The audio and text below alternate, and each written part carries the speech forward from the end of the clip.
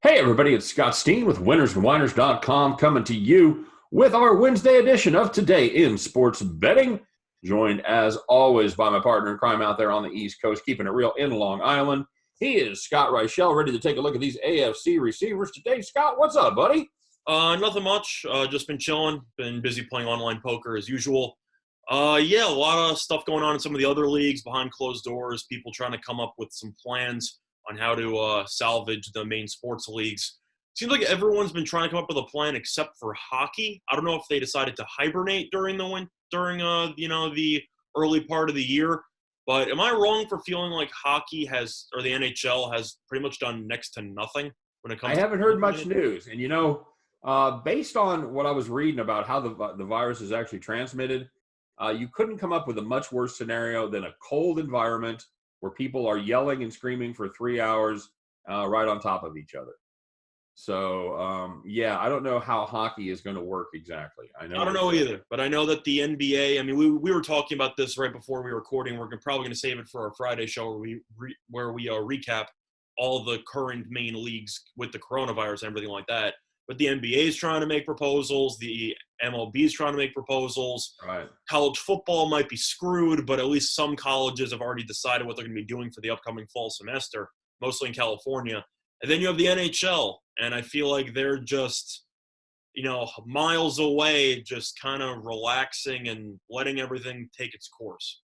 Am I wrong for feeling that way? Because that's what it seems like to me. I don't know if and you would know more on the East Coast because, here in the Midwest, we don't get a lot of hockey news anyway. It's not part of our regular repartee. So, repertoire, sorry.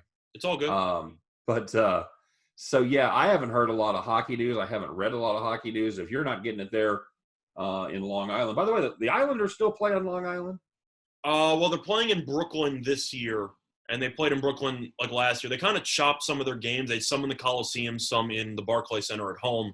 But they actually are going to be building a new stadium in Elmont, so it will be on Long Island in the future. The only question is how long it'll take to actually build the stadium. I'm sure the coronavirus hasn't exactly helped progress with the stadium. So we'll have to see, but I'll definitely attend more games now that the games are going to be closer. Okay. Yeah, because I used to be the Nassau Coliseum, right? They still played some games in the Nassau Coliseum, but it wasn't their technical home. It was most of the Barclays Center. So they shared an arena for the most part with the Brooklyn Nets. The issue is that the stadium was built better for basketball games than hockey games. So you had a couple of dead zones where you couldn't see anything for hockey. So let's just say that the experiment in the Barclays Center was a disaster for hockey. Okay. All right, good enough. And you did mention it briefly. We'll be chatting Friday about the state of the various sports in regards to the coronavirus. Chatting with our good friend Joe Duffy out of Atlanta, fine handicapper in his own right, and we'll be kind of taking a look at what the various leagues have proposed and everything like that. So that should be fun. But in the meantime, today we're going to wrap up our NFL parts and talk about the wide receivers in the AFC. Tomorrow we'll be doing a UFC preview show for Saturday night's card with the one and only winning Willie. And, of course, tonight we do have UFC bets going on, and we took a look at those on Monday. So, yeah, that brings us to where we are. This is the AFC. Again, we are plowing forward as if the season will go off without a hitch, he said optimistically. And today we are taking a look at the AFC receivers. Got a lot of dynamic players on the card for today. I'm anxious to get to it. So, Scott, kick us off. What do you got? So, first of all, I'm going to start out with your favorite team, and I'm going to start out with Travis Kelce. And the reason why I bring this up is because yesterday we seemed to find a ton of middle opportunities in the betting markets. We mentioned DK Metcalf. There were a couple of people who also had decent middles. Travis Kelce, I found another 100-plus yard middle, if you were interested in that. Travis Kelce over-under is currently at 12.25.5 on DraftKings. However, it's currently at 11.20.5 on Fox Bet. And for me, I'm going to take the over 11.20.5 at minus 110 on Fox Bet. Main reason why for Kelce, he had 12.29 last year, played all 16 games. And people also remember that Patrick Mahomes did not play in every single game, as Matt Moore had to substitute for a couple of games in the middle because Mahomes had a knee injury. So Kelsey managed to go over this total by roughly 100 yards last year, and Matt Moore played a couple of games in which Chiefs fans are praying that Matt Moore will never have to enter the field ever again, because that would imply Mahomes is injured. So from that perspective, I mean, Kelsey went over last year. Mahomes is still phenomenal. You know the Chiefs are going to love to throw the ball. And I think Edwards-Helaire joining the team is going to actually cause them to throw it a little bit more because he is such a threat out of the backfield catching the ball. For me, I got to assume Kelsey breaks 1,200 again. They brought back basically everybody on their offense, including most of the coaching staff from the offensive unit as well. I got to take the over for Kelsey. But that middle, though, is definitely very, very valuable. Okay. Very good. You know, I don't hate that, and I'll go with one that is kind of plays right along with that, and I don't have a middle on it, but it is Tyreek Hill going over 1169.5, and I think a lot of the same logic we're going to use that you use for Kelsey, I'm going to use here. You've got the best quarterback in the league, and Tyreek Hill I think is the best receiver on that team, if not the best receiver in the NFL. A couple things have to go right. Obviously, he has to stay healthy. Mahomes has to stay healthy. But I just can't resist the best receiver on the team with the best quarterback to put up a relatively small total for him. So, by the way, Scott, did you know that they have they have a bit of a quarterback controversy in Kansas City for the second string job, I believe. Yeah, they have Jordan Ta'amu from Ole Miss that played in the NFL and actually played very well. So there's some rumblings around KC whether or not it's going to be him or Chad Henne going forward. Of course, they also have Shea Patterson as an undrafted free agent from Michigan, as more of a project practice squad guy. I don't think he's making the roster, Patterson, but that's just what's that? I don't think Patterson's going to make the actual roster. That's just no. He's like I said. I think they're probably hoping to stash him on the practice squad. Mm-hmm. Hopefully, to spin him for a 4th or 5th round pick down the road. But yeah, so we'll see what happens. As a Chiefs fan, you always hope Patrick Mahomes stays healthy. But you know what? He puts himself out there a lot. He runs a little bit. And he does put himself in situations where he could be susceptible to injury. Of course, he had a very weird injury last year as he had a dislocated kneecap on a quarterback sneak of all things against the Denver Broncos. But we'll see. He's not a true running quarterback, but he is pretty mobile and he's not afraid to tuck the rock. But he does seem to be pretty smart about taking hits. So we'll see how that goes. I think you and I both like. Now, if you didn't have the middle opportunity, you would probably play Kelsey over in this one. Yeah, I would definitely lean more to the over than the under, just based on who was quarterbacking last year in comparison to the stats that Kelsey had. He went over this last year. They brought everybody back. There's no real reason to think that he will struggle. Having said that, every middle over, what did you say your magic number was? About 5% ballpark? 5% is a ton. Yeah, if you can that's get what 5%. I'm saying. So you have about 100-yard cushion in the span of about a 1,200-yard period. That's over 5%. So if you wanted to play a middle, you could easily do that. But I lean more heavily one side to the over. Okay. Yeah, you're looking at 8% there or so for that middle. That's a fine number. You can play that all day, buddy. Yep. All right. So we've got we kind of got the big boys out of the way. So let's move on. What else you got on the undercard, so to speak, there, Scott? So looking at another receiver here, this one I'm not exactly fully sold on, but I definitely think that there is some value here. It's going to be on Keenan Allen, and the number available is currently 1019.5. I actually like the under there. I know he put up roughly 1,200 last year, but Tyrod Taylor, as everybody knows, has been mostly a conservative game-managing quarterback, mostly a check-down magnet during the course of his career with Buffalo. I know that was with Rex Ryan as the head coach, so the offense wasn't expected to be anything special anyway. But I think we can agree that even though Phillip Rivers was a disaster last year, he wasn't afraid to throw the ball downfield. And I'm a little bit concerned. You were mentioning yesterday a lot about yards per reception. Now, that's a very important stat for you when it comes to grading these wide receiver props. I'm a little bit concerned that most of Keenan's averages are going to drop because Tyrod Taylor is just going to be most likely checking it down the majority of the time. And I wouldn't be surprised to see Keenan have a bit of a down year, considering the fact that Phillip Rivers wasn't afraid. He got intercepted a lot, and he probably should have been afraid, but he was still willing to throw the ball 40-plus yards downfield whenever he could for the most part. And I feel like Tyrod is mostly going to be conservative when it comes to throwing the ball. So for that reason, I think this number is a bit too high. I love Keenan as a receiver. I think he's a tremendous talent. But with Tyrod Taylor as a quarterback, I don't really feel that optimistic about betting overs when it comes to wide receivers. So for me, I'm going to take the under there. Yeah, and I looked at I looked at that one as well. The only thing that made me shy away from that was the fact that they don't have a ton of other receivers there on the Chargers roster. Mike Williams is okay. They do have Mike Williams. Hunter Henry went healthy. What's that? Hunter Henry went healthy, even though he's never healthy. Yeah, and they gave Hunter Henry the big deal in the offseason. So that was a kind of a surprising thing to me. But yeah, they just don't have other than Mike Williams, they don't have anybody there that really excites me too much. They did draft Joe Reed this year in the 5th round.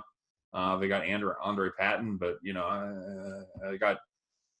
but you're absolutely right about Tyrod Taylor being a game manager. He's not going to be a guy that's going to lead the league in yards per attempt.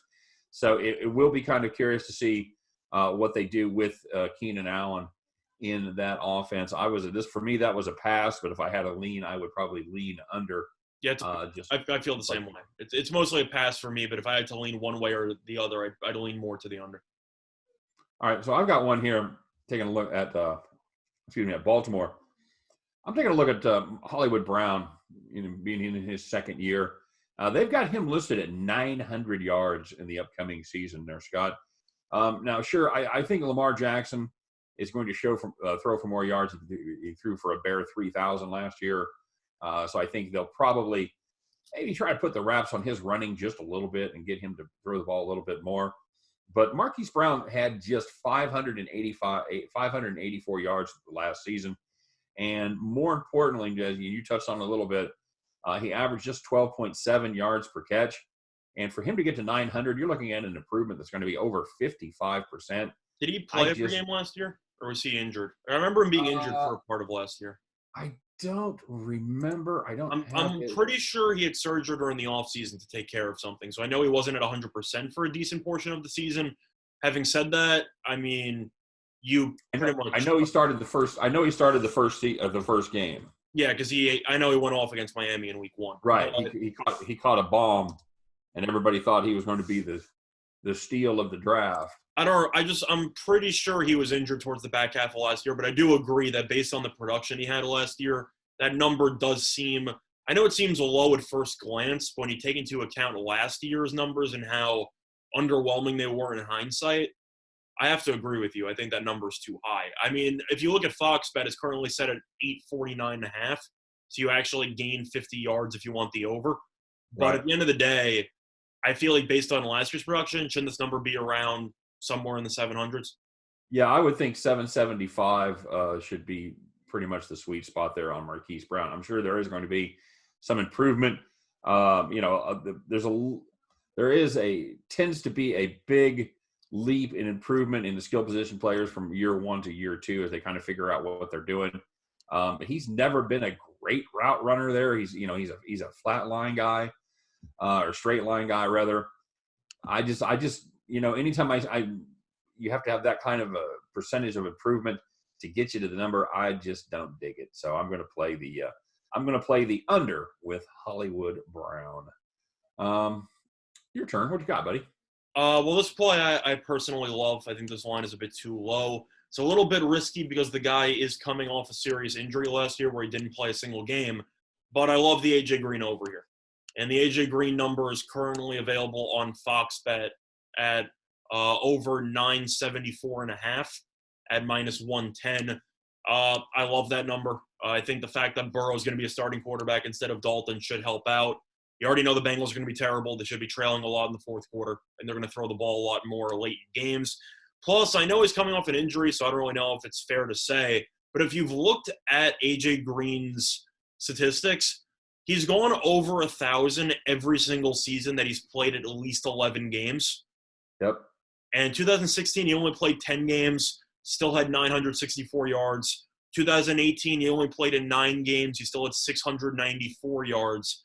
If he plays roughly 11 games or more, historically speaking, he's a lock to break 1,000.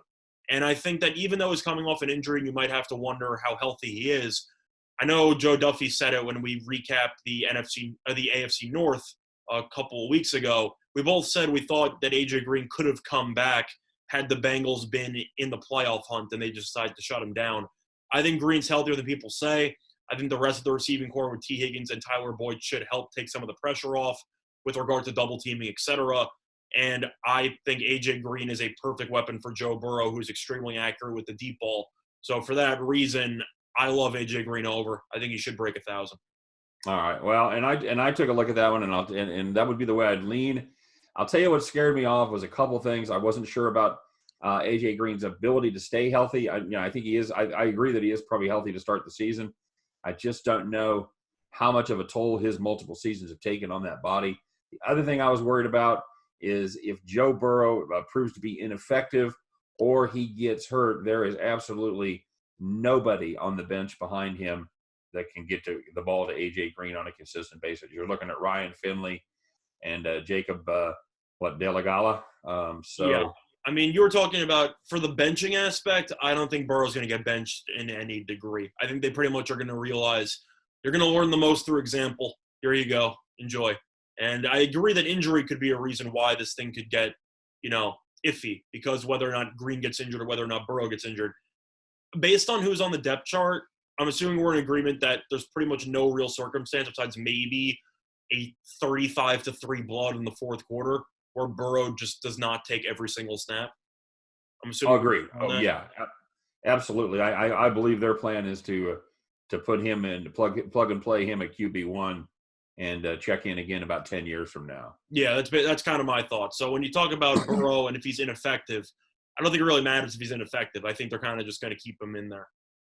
You think so? Even do you ever get to the point with a young quarterback like that where it's counterproductive to start him again if he's not doing well, if he needs to, if you can, you worry about destroying his confidence a little bit. So you don't think there's any circumstances at all where they would actually put Burrow on the bench even for a half or anything like that? I think the only circumstance is if they're trailing by 30 late in the fourth quarter and they just decide, All right, it's not even worth the injury risk. But when it comes to actually benching the guy, you were talking about how you could potentially, mess up his psyche if you keep him in to keep struggling. I don't think there's anything that's going to mess up a young quarterback's psyche more than his own coach basically saying you're terrible. I know, and I know the Jets have run through that with Darnold as well on occasion where they. Yeah, I mean, I feel like you can kind of whatever you do, you have to be consistent. Where if you decide, all right, if it's going to get out of hand, we're going to bench him every time, then you can understand, all right, it's not meant to be. We'll save it for a better day. But if you just keep him in every single game, and then one game in week 14, you just decide at halftime, all right, it's time. Then I don't know how that's supposed to be good for somebody's, fragile mental state. If he's the number 1 overall pick and you basically decide, who we'd rather see in the situation? Ryan Finley. Right. He's going to provide a spark. No, that's going to completely ruin his confidence. You have to keep him in. Well, and I'm sure they had an increase in season ticket sales in Cincinnati, with the addition of Burrow. So you're right. Those extra Bengals fans probably aren't going to be excited about paying money to see Ryan Finley, assuming that people actually go to NFL games this season, which, that's still to be determined. We'll see how that goes. So, all right, I'll get behind you there. That was just the injury situation, the only thing that kept me from making that bet. I'm more concerned about the AJ Green injury situation than anything that could happen. Yeah, it was a double injury situation with him and with Burrow. And, having said that, I do think there's a much better chance that Burrow, faces an injury as opposed to gets benched. That was just a thought as, some of these young quarterbacks tend to struggle. I don't know that you just let them struggle indefinitely, but we'll see what happens. Should be an interesting season with the number 1 overall pick and a mighty fine, kind of underrated receiver up there in Cincinnati. I'm going to take a look here in the AFC West with the Denver Broncos as Cortland Sutton is poised to, what I think, have a breakout season. He's 1,000 yards is his total over under, and I think this is another receiver that is ready to take that step into elite status.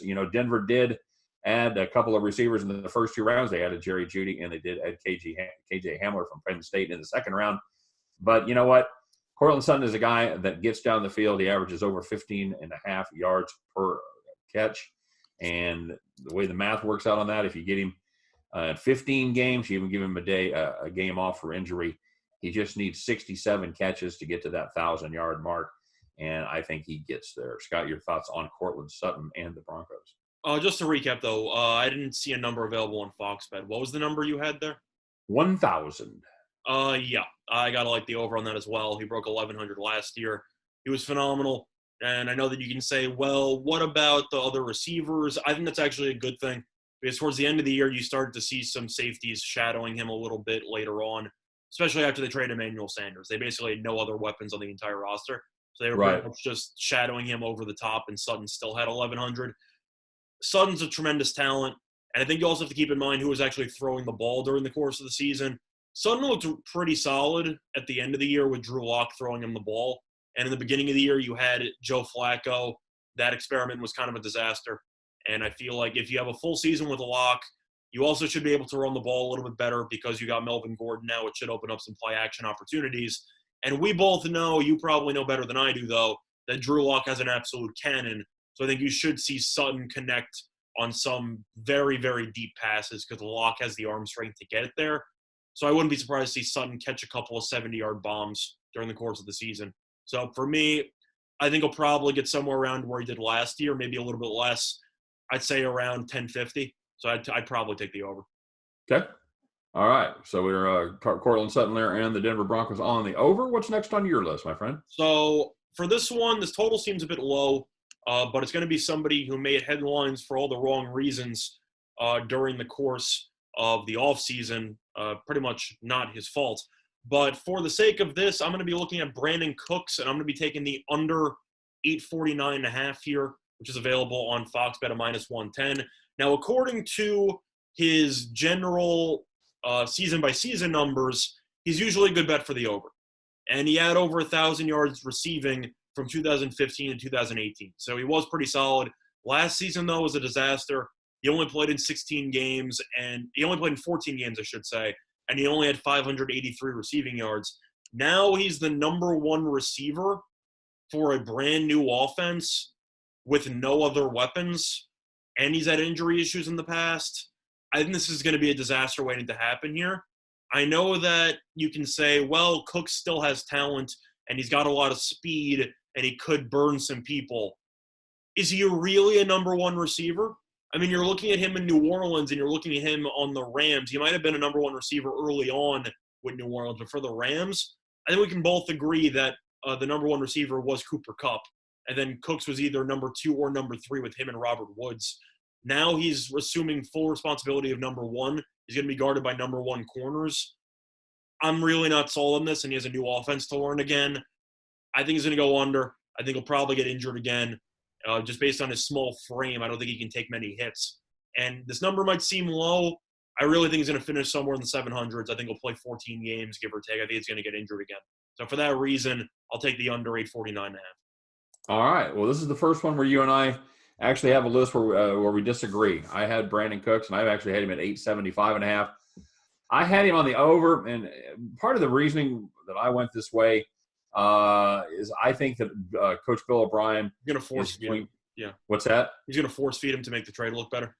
Yes, that's exactly right. I think he is intent on making Brandon Cooks into a number one receiver. I think he's going to be given every opportunity to assume that role. And we talked a little bit about the other receivers on that Houston team. I'm not a big Randall Cobb fan at this point in his career. I think he's probably done. Will Fuller can't stay healthy. You know what? We'll see about Kenny Stills coming over from Miami, but I think that they are going. Stills was okay last year with the Texans, but he's not great. I mean, he's a mediocre veteran at this point. Yeah, I thought his best days are probably behind him when he left the Dolphins. I thought he might make an impact last season, but he really didn't. So I think he's going to be a non-factor as well. You think Cooks plays all 16 games? What's that? You think Cooks plays all 16 games? He's been pretty durable in his career. He's played 16 games every season except his rookie year and last season when he missed 2 games. Mm-hmm. His yards per catch were down last season. He's been a guy that's been comfortably over 15 yards per catch, and was down to 13.9 last year. So I don't know if that's a product of him.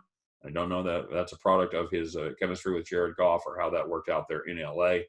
But I think this is a low number. I think this is a team that's going to throw the ball around a lot. They don't have a ton of options as far as running the football. I think you and I both agree that David Johnson is probably not going to be the answer. They still have Duke Johnson. Of course, they got rid of Carlos Hyde. So I think this is a team that is going to rely on the pass quite a bit. And I think, at least for the first part of the season, this is going to be your wide receiver one. I think he's going to be getting fed the ball a lot, courtesy of Bill O'Brien. So interesting take, and I certainly see your side as well. I'm banking on him getting injured. I mean, I know that Cooks has been healthy for the most of his career. If you've kept in mind his injury reports, he has had a ton of concussions over the course of his career. I think he's probably at around 4 or 5. He's actually had it's not a Kuechly level of concussions, but it's close to. And I think he can easily suffer another one and miss the rest of the season. I hope it doesn't happen because I don't root for injuries when it comes to players. But I think the odds of him getting injured are higher than people might think. So yeah, I kind of worry about him in the same way that I worry about Tyreek Hill. They're both a little bit undersized, both about 5'9", 5'10", $180. And when you look at the size of those NFL players, man, and you see the hits they take, they're pretty big dudes. The NFL players. It's incredible they don't have more injuries. Mm-hmm. Because I would assume that you're probably you're probably what, 5'10", 5'11", $170. I'd say somewhere around there. If I had to take a guess. Okay, so you're roughly the size of those NFL receivers, and a lot of those you're taking hits from linemen, you're taking hit from linebackers on occasion. Yeah, I don't know, man. I don't. You're right. That is always the question with these guys, and sometimes you feel a little bit ghoulish because sometimes you're betting for or against injuries, and you never obviously root for an injury, but it doesn't mean that you have to ignore the likelihood of an injury occurring, and that is certainly one of the dangers with betting on Brandon Cooks to go over that total. So I certainly get your logic. I'm not going to berate you. I just have I have a different lean on that one. So all right. Let's see what we have here.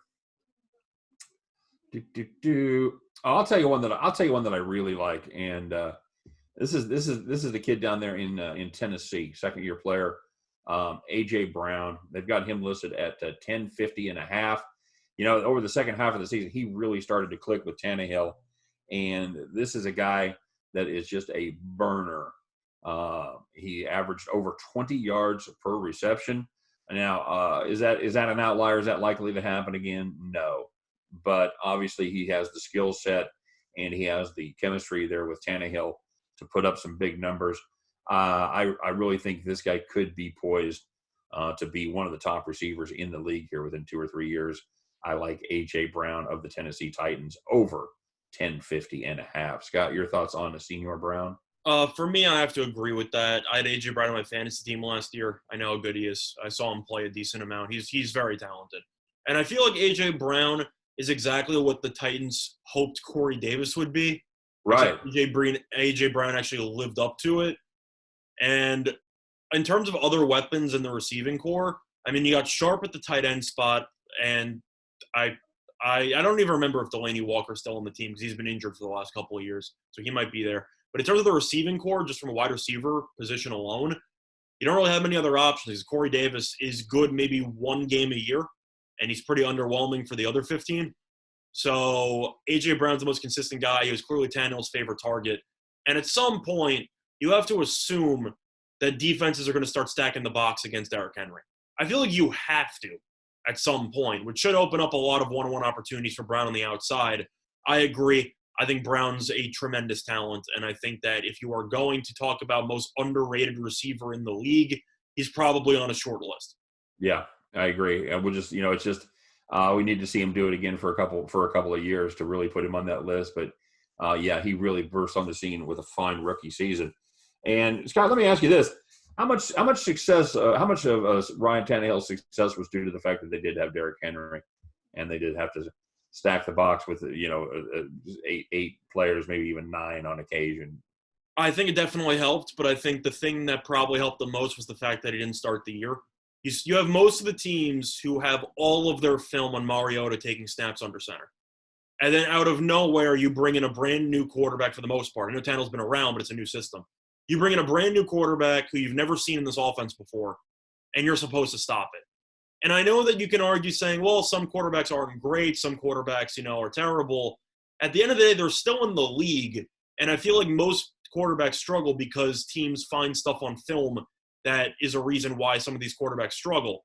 So I feel like the lack of film prep definitely helped Tannehill because most teams were just looking at snaps and formations through Mariota, and Tannehill is definitely the better thrower than Mariota, so I think that definitely helped out Tannehill's cause.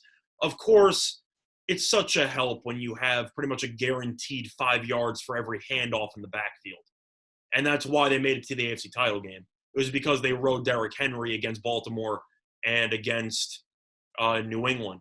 Right. So, I mean, that's a large reason why they made it that far. Definitely helps. But at the end of the day, I'm not going to sell Tannehill short. He was very good last year. Can he duplicate it again? I don't know. Because now you have a full offseason of film where teams can prepare for him. I think Tannehill might struggle a bit more than people think. But Tannehill was great last year, and he definitely revived his career. Yeah, I totally agree. And yeah, you and I talked a little bit about Corey Davis earlier, the kid coming out of Western Michigan. I love that kid. I thought he was a really, really good under the radar pick there in college. I mean, he still went first round, but he wasn't somebody that was getting a lot of the limelight. I think he went top 5 somehow. Yeah, I really thought he was going to be. I really thought he was going to be a talent. Did he go top 5? I know that he was projected to go in the teens from Western Michigan. I'm pretty sure Tennessee took him at 5.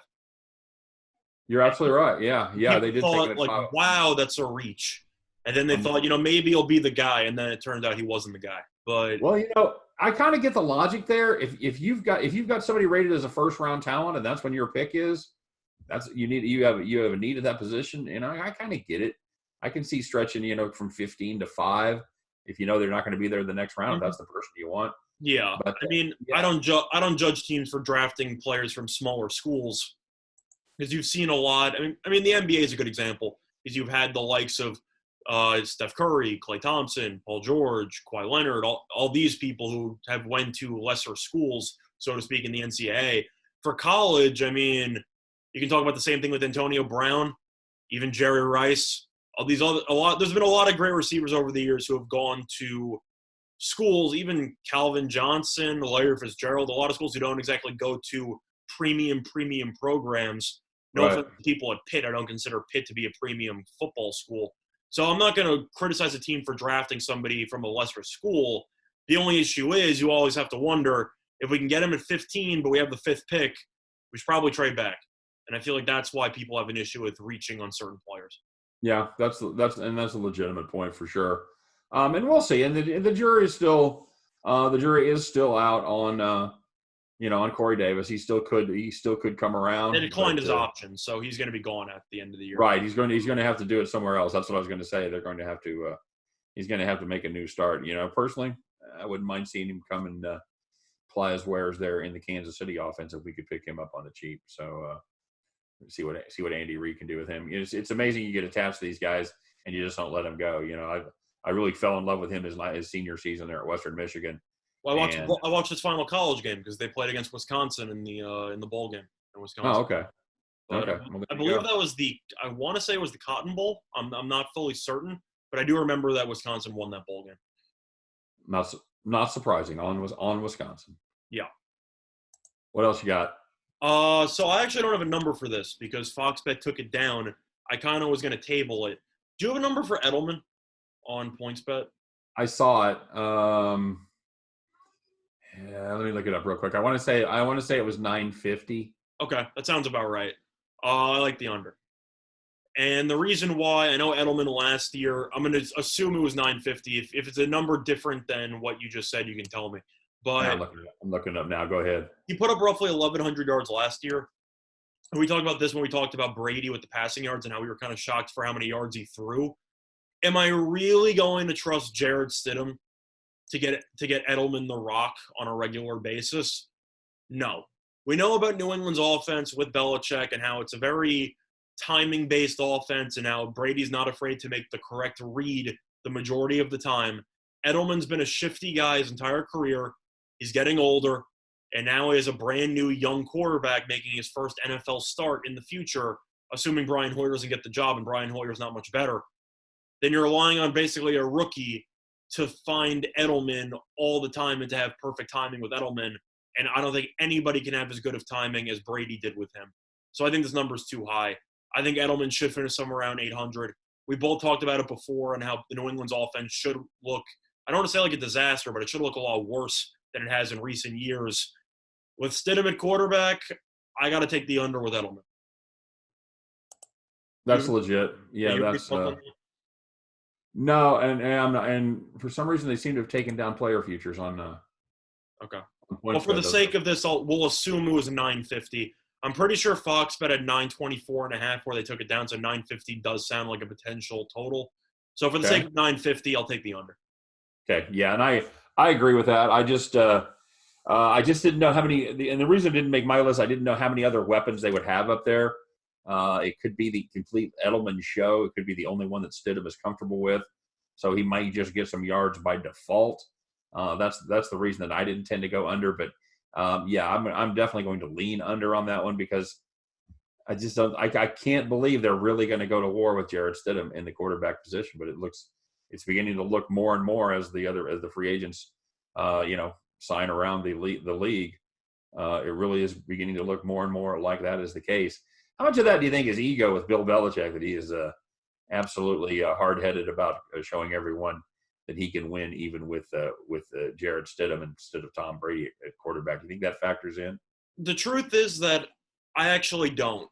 And the reason why I don't, some people might try to make a storyline out of it saying, oh, Belichick and Brady have a feud and whatever. At the end of the day, I think that's so petty for somebody who's won 6 Super Bowls. And that's just as a head coach of the Patriots. They're not even including him as a defensive coordinator with the Giants with Lawrence Taylor when they won as well. I don't think it really matters. I know people are going to try to make storylines out of it. Oh, he doesn't need Brady, whatever. At the end of the day, would you really want to pay a 42-year-old quarterback roughly $30-something million a year? No. So I don't blame Belichick. I don't think it was a personal rivalry saying, oh, Brady gets all the credit, I'm not interested. No, I think he looked at the mirror and decided, I can't be that guy that's going to be the Tampa Bay Buccaneers and pay this guy $35+ million. No, so do I think they wish they had better alternatives than Stidham? Of course. But at the end of the day, this team might be looking at the future and saying, who would look really good in a New England jersey in roughly a year or two? Deshaun Watson. So I think that's definitely a possibility. They might just have decided we're going to save cap space. And I know that they lost Van Noy. They lost a couple of other pieces. They might have to trade some other pieces on defense or cut some guys if they want to save cap space to sign a premium quarterback in free agency in the future. So I don't think it's a matter of Brady and rivalry.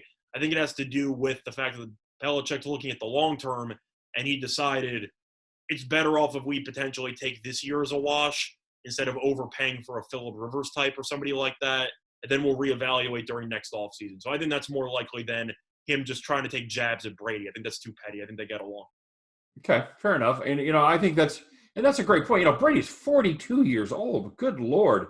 He's not Morton Anderson. He's not George Blanda. You can't blame Tom for staying in the league if somebody's going to pay you $30 million and taking it. But you certainly can't blame the New England Patriots, especially based on the drop off that let's face it, Tom Brady hasn't been as good a quarterback as he was earlier in his career the last couple of years. Do you think it's rivalry based, or do you think do you think it's rivalry based with Belichick, or do you think it's just pure coincidence that they just don't really have many other options at the quarterback spot? I think it's a little bit of a combination. I think it's a little short-sighted on their part not to have trained and had a second stringer that's maybe got a little better skill set than Jared Stidham. Although in fairness, Scott, we haven't seen much of Jarrett Stidham. We saw him cost us a New England cover last year, throwing a pick six to the Jets. But, other than that, we haven't seen a ton of him. We'll see what happens. The New England Patriots have certainly been smarter than the average Bear for a long time. And, maybe maybe they think they've got something there in Stidham that the rest of us, certainly have our doubts about. So, we'll see what happens. But, yeah, you're absolutely right about paying someone like, Phillip Rivers. They're going to decline an option on Brady for $32 million and, give Phillip Rivers, 25. Yeah, the best option I saw, realistically, as I said before, was Andy Dalton. I thought Andy Dalton was going to go in New England the entire time because I thought that made too much sense. And then Dalton, I don't know if New England was linked to Dalton or not. I heard rumors about them with Newton, but I know Newton's a terrible fit for Belichick's offense. I'm going to assume that they were maybe in the running for Dalton, but Dalton decided to go back home to Dallas, where he spent his entire life growing up. So he returned home, and that was the main reason why he chose the Cowboys. So there might have been some cheap alternatives there, but I really think they might be trying to target Deshaun Watson in the future. Any shot they trade up to get Tyler Lawrence next season?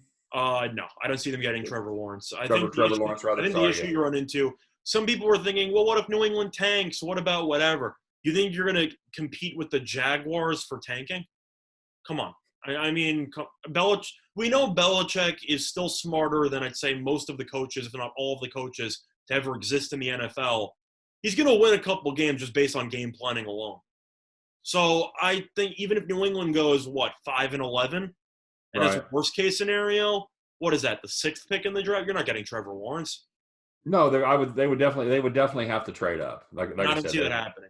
I think if Jacksonville looks in the mirror and they have the number 1 overall pick, and they see all the empty seats in the crowd, they're taking Lawrence. And just based on ticket sales, I think you have to take Lawrence. I think a lot of teams are going to have empty seats in the crowd. Most teams should, but I know the Jaguars, most seasons, I don't even know how well their games do in England.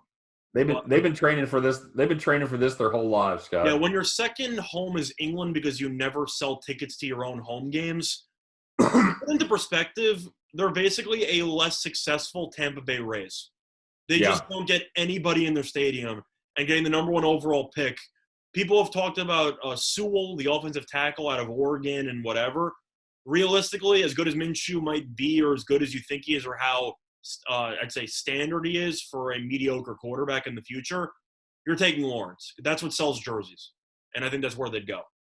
You know what? Let's talk about those Jags. This is going to be my last pick. I've got DJ Chark, DJ Jazzy Chark, over 950.5 receiving yards down there with the Jacksonville Jaguars. Scott, I was impressed by the chemistry between Gardner Minshew and DJ Chark late in the season. I put up 1,008 last season, and I think you and I differ a little bit on Chris Conley. Chris Conley was was probably the 4th or 5th best wide receiver. I think he's serviceable. I'm not a huge Conley guy, but I think he's okay. I don't think he's a starter is kind of my point. I think Conley is a good second string receiver. I like Westbrook. Okay. I don't know. I don't know how much Chanel is going to cut into those, but I think that DJ Chark is a true number 1 receiver. I think he's a guy that's going to take a step up this season, and I like that total. I think that's relatively low. I like DJ Chark over 950.5. Scott? Yeah, for me, I agree. Simply put, he had over 1,000 last year, and he also missed a game. He only played 15 games out of 16, which I'm a little bit salty about because he missed my fantasy playoff game. But, that happens. Other than that, no, in reality, he's a very good player. And I was a little bit skeptical of him out of college. He didn't really wow me that much at LSU, but he was great last year with Minshew. He was Minshew's favorite target the entire season. Nick Foles came in. Foles seemed to like Westbrook a little bit more, so some of Chark's product kind of dipped a little bit. Do you know what you have? Do you have a touchdown reception prop available for Chark, or you didn't see that? Nah, I don't remember it. It was. I was going to say I would lean to the over on that also. He had 8 touchdowns. For some reason, like 6 or 6.5 sticks out to me. Okay. That's a little bit high. I still like the over, though. He had 8 touchdowns last year, so I think that's still a pretty solid number. That's the reason why I bring it up is because in the red zone, every single time Minshew's primary read was Chark. every time in the red zone. That was who he wanted to throw to and how he wanted to go about it. Now, the question you have to wonder for Jacksonville, last year they pretty much ran Leonard Fournette into the ground. Fournette basically demanded a trade, and Jacksonville kept him. So you kind of have to wonder how that relationship's going to turn out with the ground game. Assuming Fournette even stays healthy. He's been injured basically his entire career with the exception of last year. I think Fournette's going to get injured. I think they're going to throw the ball more. And Jacksonville, as I just said, is probably going to finish 3-13. And this team is going to compete for Trevor Lawrence. So you're going to have a ton of garbage time yards. So for me, I'm going to take the over. I think Shark should finish with 1,100, give or take. I'll draft him in fantasy again in the later rounds, I'll tell you that much. But for garbage time, that's such an icing on the cake there when it comes to drafting receivers from bad teams. Yeah, and you and I talked a little bit off air, and we've talked about it on the show before. When you're making profits, especially when it comes to receivers and quarterbacks, a lot of it has to do with what kind of situation they're in. Mm-hmm. What is the team situation? Are they likely to be ahead? Are they likely to be behind? Is it a team that has a good, strong running game? Is it a team that has a lot of receivers? So there's a lot of things that factor in other than just the talent of the player involved. It's a very, very situational pick. Garbage time is always your friend when you have over. Yes. Always your friend. Absolutely. All right, you got anything else on your board? So looking at the rest, I feel like we kind of have to talk about this guy, even though I don't have an opinion about it. It wouldn't be an AFC show if we weren't talking about Odell, and I feel like we kind of have to talk about Odell for the sake of this. He played 16 games last year. He had 1035 in receiving yards. Really wasn't as bad of a season as I thought it was. He pretty much vanished with injuries, and he still broke 1,000. I didn't even realize he broke 1,000. I'm actually going to take the over here. And his number currently on Fox Bet is 1024.5. So he actually went. We had him at 1050 on PointsBet, yeah. Yeah, so 1024.5. Based on last year, he went over. And Cleveland's main issue on that team was their offensive line. And they ended up signing Jack Conklin. So I think they actually did address some of their offensive line concerns. At the end of the day, you can hate Odell. You can think he's a diva. You can think he's not worth the contract. And you can think that he is more interested about himself than he is about winning. And I wouldn't really disagree with any of those critiques. Having said that, I think we can agree from a talent perspective, he's clearly a top 5 receiver in the league.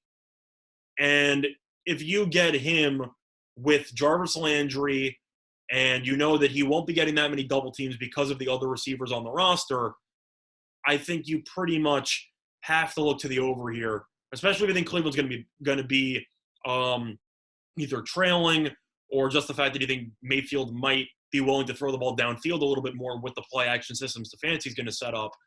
I just think this number's too low. I think that the fact that Odell broke this number last year despite having a terrible year and playing through injury for a decent portion of it makes me confident that when healthy for the majority of the season, Odell should go over this total. So do I love the play? No. But based on where the number is and with the improved offensive line, I think this number's too low. So for me, I'm going to take the over on Odell.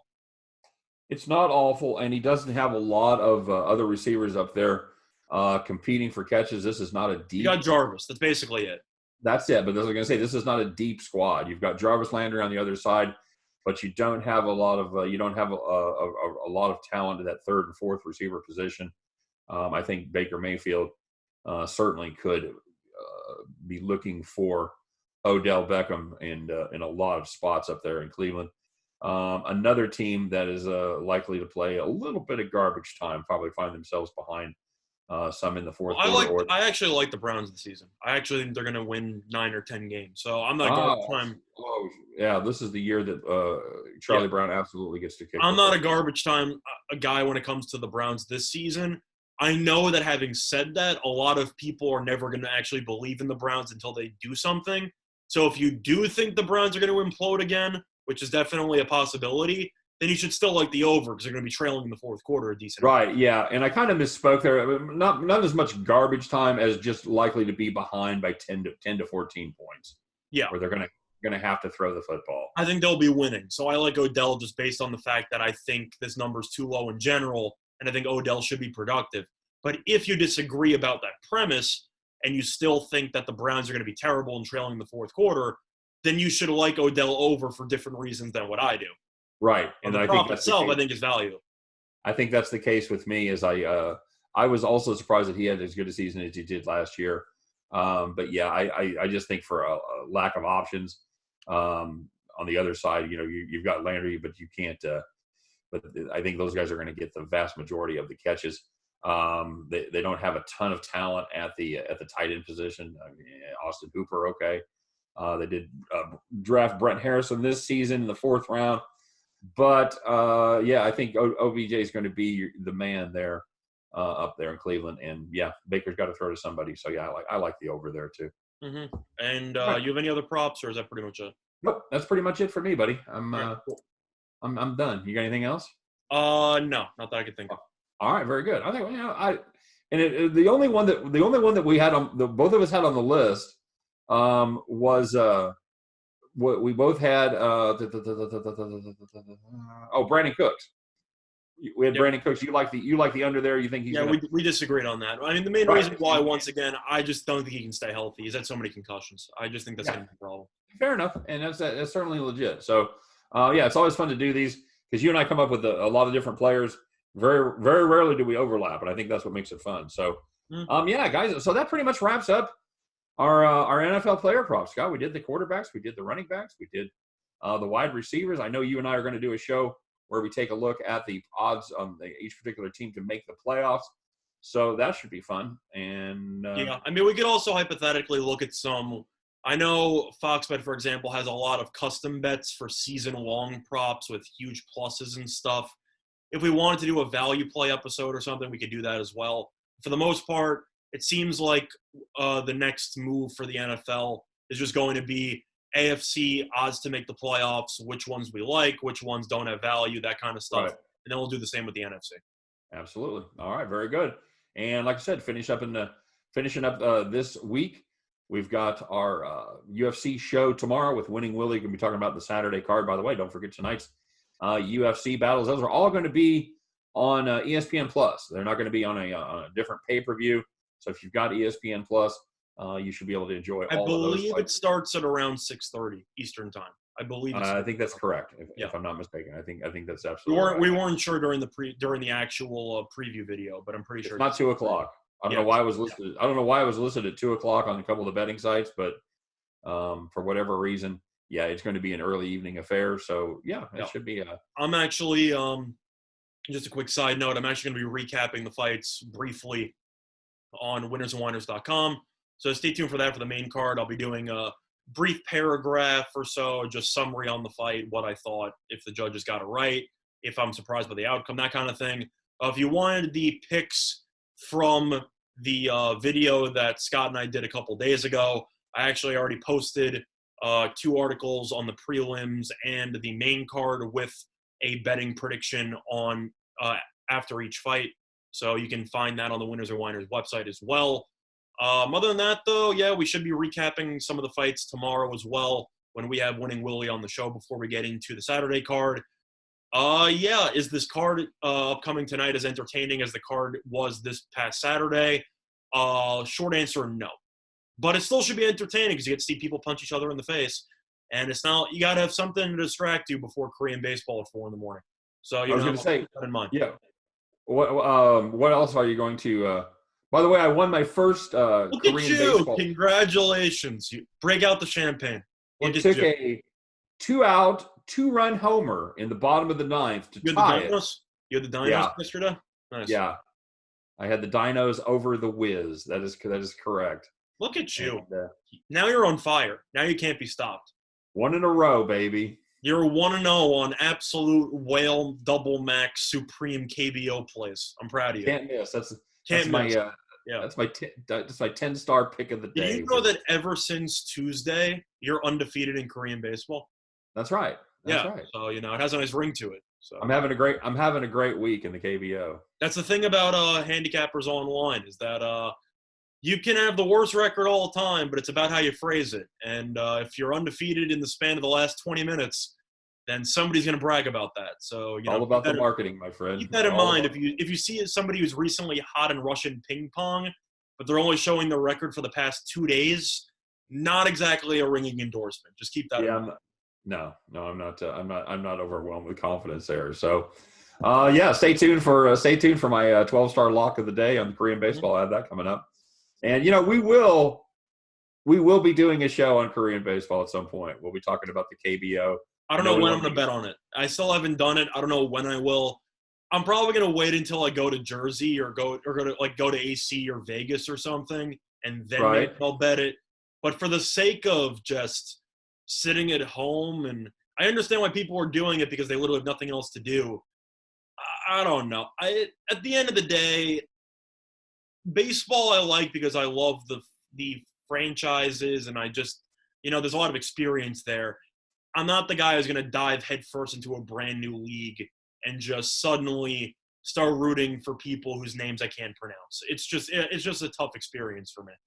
They're very easy to pronounce, actually. Most of them are Some very of them short. are. Some of them are. Then you have a couple. They're not. I mean, at the end of the day, though, it's not really tough to pronounce. It's just a bunch of people I haven't heard of. Yeah. I'm kind of wondering. It's like, oh yeah, this guy's been a veteran. He's played in the KBO in China and Japan for 15 years, and I'm thinking I still have no idea if this guy's good or not. That's kind of like, I don't know how good half the people are in the league because I never heard of any of these people. Yeah, they had the all-time hits leader on the other day. I'd never heard of him. Okay, I didn't know Ichiro was still in the league, but okay, I'll keep that in mind. Well, Ichiro's Japanese, Scott. So no, I was joking. You said the all-time hit leader, so I was saying I didn't know all-time KBO hit leader. Yeah, I know. I was messing with you, but I'm saying all-time hit leader and all-time KBO hit leader. Slightly, there's a slight distinction there. I didn't know Pete Rose was in the KBO. I didn't know that was a thing. He could probably still hit 280 in the KBO. Maybe. I don't know.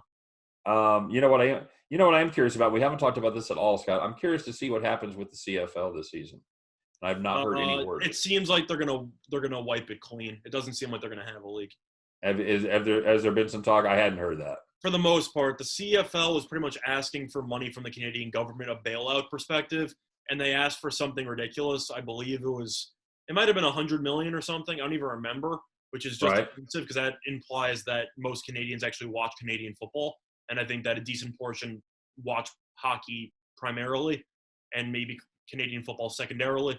I still think Canadian football has a following, but it's not nearly on the same level as hockey in Canada. It's highly entertaining, by the way. I really like the CFL. You got the goalposts in the end zone. It's like a flashback to 1950 NFL. Yeah. So, I mean, they got a 20-yard end zone, 3 downs. What's not to love? Yeah, but in terms of that kind of stuff, they pretty much asked for a massive bail, and the Canadian government basically just laughed in their face and said, "No, we'll give." You said $100 million. We'll give you like $10 million. And Canadian football, basically, I feel like they pretty much decided it's not worth it. And I feel like that's where they're going to go. Having said that, I don't know what Canadians are going to be doing for sports nowadays because hockey's not around. Canadian football is not going to be around. I mean, even if you like tennis with Milos Raonic and some other people, tennis isn't around either. And basketball's not doing anything either. So I don't really know what Canada has besides Korean baseball. Probably the most second popular sport in Canada is curling. And, maybe, I mean, UFC, George St. Pierre hasn't fought in roughly 4 years, so I don't really know what else you're really looking at. You got some Canadian fighters, but that's pretty much it. No, dude, it really is curling. It really is. Don't mess with curling. I like curling. I used to watch it during every Winter Olympics. I'll show you a piece that I wrote on curling. I think you'd enjoy it. I'll send it to you sometime. Yeah. About betting on curling in the last Olympics. Mm-hmm. But yeah, they in fact, but the biggest outbreak in Canada was linked to a curling tournament. So, yeah, good times. Okay, fair enough. All right, buddy. We'll do this again tomorrow. We'll be looking forward to talking to you and Winning Willie about that UFC card. Should be fun. Until then, I am Scott Steen. He is Scott Reichel. Thanks from all of us over here at winnersandwhiners.com. Make sure you stop by and check out all the great content at Winners and Winers, including UFC previews tonight and KBO stuff, I assume, and always with the esports as well. So check those out. And, we'll be back at it tomorrow. Thanks for joining us. Don't forget to drop us a comment. Let us know you're out there. Let us know you're doing well. From all of us to all of you, stay good. Stay healthy, everybody, and we'll get through it. We're going to have sports again someday. Someday we will. We really will. So until tomorrow, you guys take care, and we'll see you then. Bye-bye.